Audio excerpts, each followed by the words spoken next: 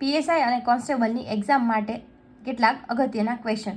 તો જોઈએ, અહીં પહેલો છે કે 1857ની વાત થઈ રહી છે. તો સંગ્રામ હતું ઓખા મંડળ. તો એમાં નેતૃત્વ કોને સંભાળ્યું હતું અથવા કોણે લીધું હતું? તો આવશે જોધા માણેક અને મુળુ માણેક.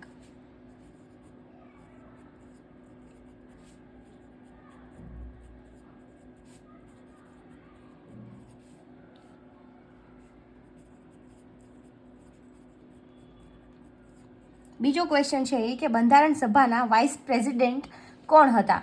તો શું આવશે? એચ.સી. મુખર્જી.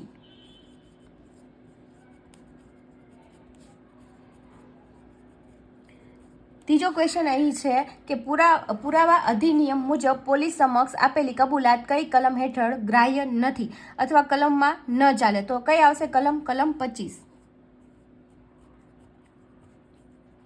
ચોથો ક્વેશ્ચન છે કે સિદ્ધરાજ જયસિંહે કોને હરાવીને અવંતીનાથ નામ ધારણ કર્યું? તો કોણ આવશે? યશોવર્મા.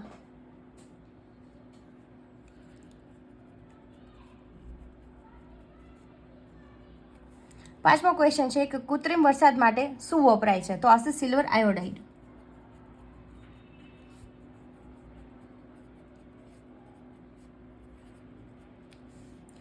છઠ્ઠો ક્વેશ્ચન છે કે એમપી અને મહારાષ્ટ્ર બંનેને અડતો જિલ્લો કયો છે? તો આવશે છોટાઉદેપુર.